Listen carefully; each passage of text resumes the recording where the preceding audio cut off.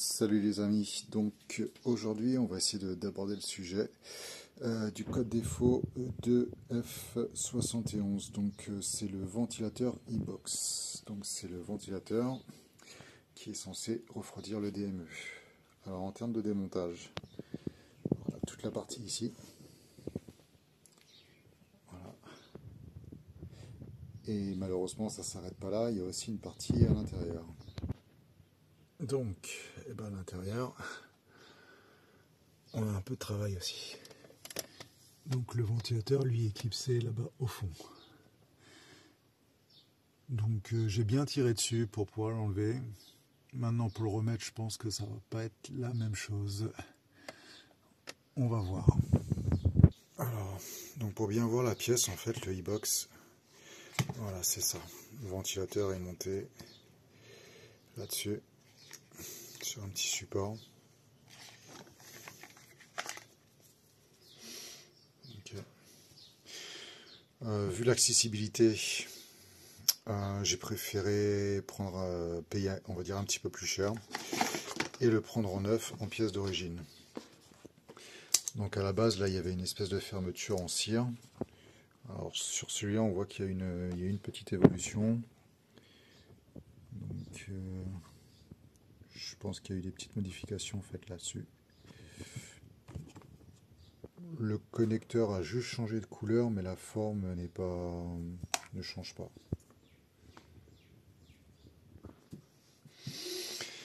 Bon, maintenant, il faut s'amuser à tout remonter. Bon, en quelques secondes, le nouveau ventilateur est sur son support.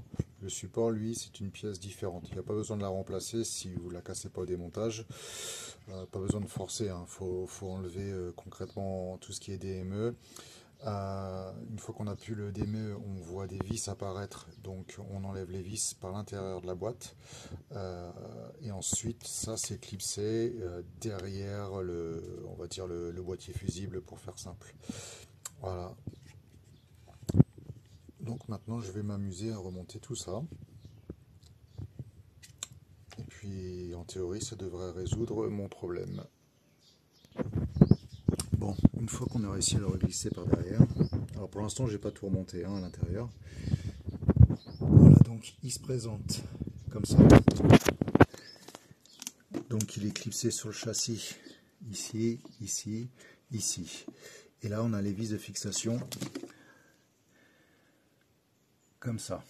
Donc ce qui va être rigolo maintenant, c'est de remettre cette boîte là ici avec tout ce câblage. Donc c'est parti. Donc lui, ça y est, il est en place. J'ai remis les 4 vis ici, là et là. Ça sert dans du plastique, hein, les gars. Donc on prend un petit cliquet et une fois qu'ils sont en contact, on met juste un tout petit coup de poignet très léger et voilà, c'est bon, c'est fini. Voilà, c'est juste pour maintenir la box, hein, c'est tout. Bon, voilà, là ça commence enfin à ressembler à quelque chose. On va dire que la partie B-moteur est terminée. Il me reste juste ce couvercle en haut à mettre. Et puis c'est bon pour cette partie-là. Il restera juste tout l'intérieur à remonter. Voilà, c'est joli, c'est refermé. En théorie, cette partie-là, on n'en parle plus du tout, c'est fini. Bon, voilà, tout est remonté, ça fait plaisir. Je retrouve l'aspect normal de mon véhicule. Voilà, tout est ok, j'ai déjà fait ma lecture et effacement des codes défauts avec MHD, c'est bon, plus rien ne remonte en fait, le code défaut a totalement disparu. Donc gros soulagement, c'est bien, voilà, nickel, mon DME va être refroidi dans des conditions normales. La baie moteur est remontée aussi. Voilà, tout est ok. Donc c'est bon. C'était bien ce petit ventilateur là. Voilà, donc c'est une petite pièce qui paraît banale mais qui peut être un petit peu chiante.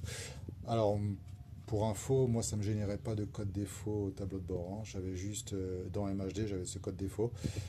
Après, il faut bien prendre conscience aussi que j'habite l'île de la Réunion et que le climat est un petit peu spécifique, on va dire un petit peu chaud.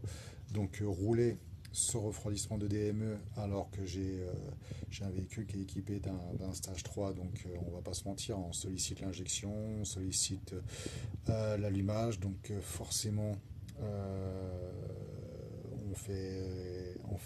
on crée une chauffe du DME. Donc j'ai préféré bloquer le véhicule jusqu'à temps que la réparation soit totale.